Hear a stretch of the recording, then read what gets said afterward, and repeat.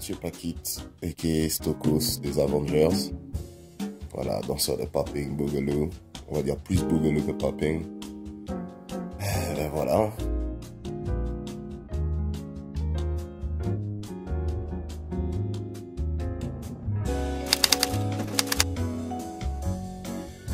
Pour tout dire, j'ai été injecté en décembre, l'année de mes 14 ans. Donc ça remonte à 99. Voilà, décembre 99. Depuis tout petit, j'étais fan de Michael Jackson. Je savais pas ce que c'était le hip-hop, ni autre chose. Je connaissais que Michael. Et dans un centre commercial en Martinique, j'ai vu un mec faire ce que les gens appellent le moonwalk, le backslide. J'ai vu un mec le faire sur les genoux. Donc, étant sportif à l'époque, nageur, quand je l'ai vu sur les genoux le faire, je me suis dit, ah, en fait, lui, il est plus fort. Parce que nécessairement, t'as pas besoin de réfléchir très longtemps pour te dire que faire quelque chose sur les genoux, c'est un peu plus chaud que sur les pieds.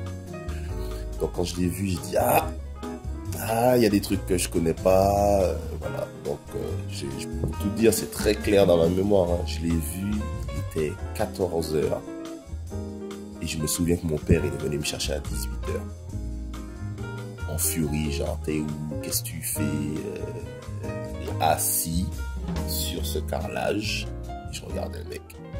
Il faisait un show et je suis resté assis tout l'après-midi. Genre, quand je suis parti, mon père, il me tirait par le bras pendant que le mec, il me donnait des infos. Donc voilà.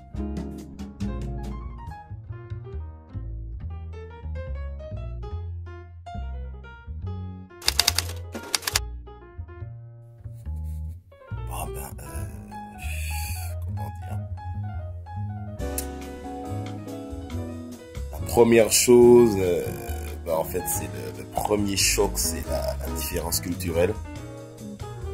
La véritable différence culturelle, c'est simplement les mœurs des gens. Ça, c'est le premier choc. Deuxième, c'est que tu te rends compte que, après, ça dépend de là où tu vas, mais là où j'étais, il n'y avait vraiment rien d'écrit en anglais. Pratiquement impossible de se repérer. Donc, un, tu comprends rien. Deux, tu as l'impression, je dis bien l'impression, que les gens, c'est des sauvages. 3, tu peux rien lire. 3, tu peux pas commander quelque chose à manger. Bon, tu craques. Et ensuite, vu que j'enseignais à des petits jeunes, tu te rends compte que je me suis revu à travers une centaine de danseurs. En 2015, je me suis revu comme quand je commençais. C'est-à-dire à m'entraîner, à pas aller en cours pour m'entraîner des fois jusqu'à pas d'heure, parce qu'il faut savoir encore. C'est ça, c'est voir des centaines de jeunes, et puis pas forcément que dans mes cours, même dans les autres. Ils ont un feu, ils se lèvent, ils prennent les premiers cours à 8 h le matin, ils prennent des cours toute la journée jusqu'à 5 h. Ils mangent genre un fruit à 18 h 30, ils sont de retour dans la salle jusqu'à 22 h 30.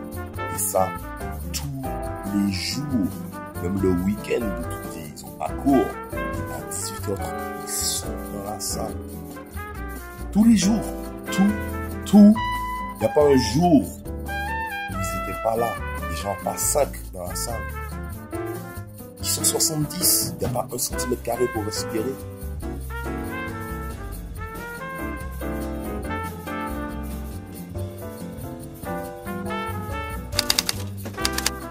Parce que tout simplement,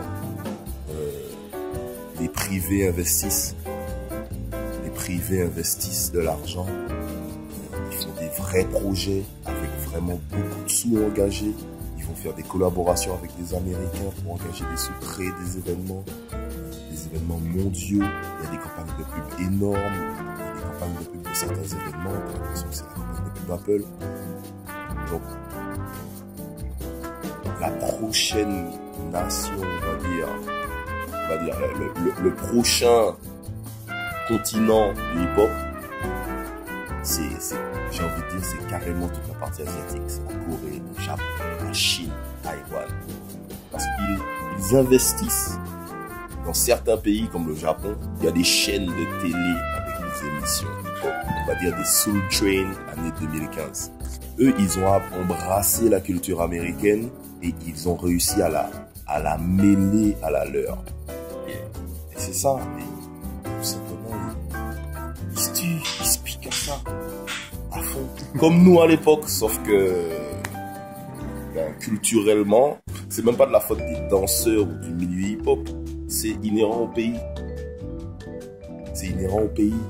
Les gens, ils vont investir des choses, des boîtes de nuit, il y aura des shows de vraie danse hip-hop, pas des shows comme tu peux voir en France où c'est un mec qui fait le beau gosse parce qu'il est habillé, stylé, il fait un sale truc.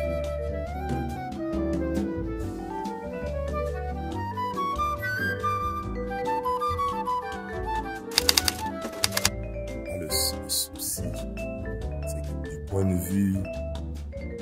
point de vue fan de personnes qui ne sont pas vraiment dans le milieu de la danse, je ne sais pas. Parce que j'ai pas eu de retour de personnes qui ne sont pas à fond dans le milieu. Mais, comme je dis souvent dans les vidéos, c'est un problème de danseur, je sais pas, ce truc d'artiste. Le background, ils s'en foutent. Donc, ouais, je suis sur la muraille de Chine. Ouais, c'est marrant. Mais qu'est-ce que tu fais? Parce que on ne m'a fait aucun retour sur ah ouais, t'étais sur la muraille de Chine. En fait, les seuls retours que j'ai eu par rapport au fait que oui, c'était une vidéo pro sur la muraille de Chine, c'était des personnes qui font des arts martiaux, qui vont en Chine souvent, qui vont souvent sur la muraille de Chine et qui se sont aperçus que là où on était avec Médica sur la muraille de Chine, il fallait vachement marcher sa race. Ouais, parce que c'est taper 5 heures d'escalier. 5 heures d'escalier, c'est ce que je veux dire, mais c'est vraiment ça. Tu sais, c'est 4h30, 5 heures d'escalier en montant. En montant, c'est des pentes à 70-80 degrés, c'est-à-dire que tu montes pas l'escalier, tu escalades l'escalier. Moi, personnellement, Médica, c'est elle qui portait l'appareil. Donc moi, je lui dis chapeau. C'est simple, si professionnellement il faut aller faire une vidéo là-bas avec une équipe et tout le tintouin, des lumières, tout ça, c'est pas possible. Ça coûterait trop d'argent. Les gens ils voudraient pas regarder la série de vidéos. Il y a un moment où on est sur la muraille de Chine, mais c'est une partie de la muraille de Chine qui n'est pas rénovée. Donc ça veut dire qu'il faut marcher pour arriver au point où même les ouvriers ils se sont dit bon ben non, ça va. Il y a des panneaux, là où près de là où on a filmé, il y a des panneaux qui disent après ça, il vous arrive quelque chose, on ne viendra pas vous chercher. Clairement, c'est écrit. Hein. Après ça, vous êtes livré à vous-même. En anglais, pour que tout le monde comprenne.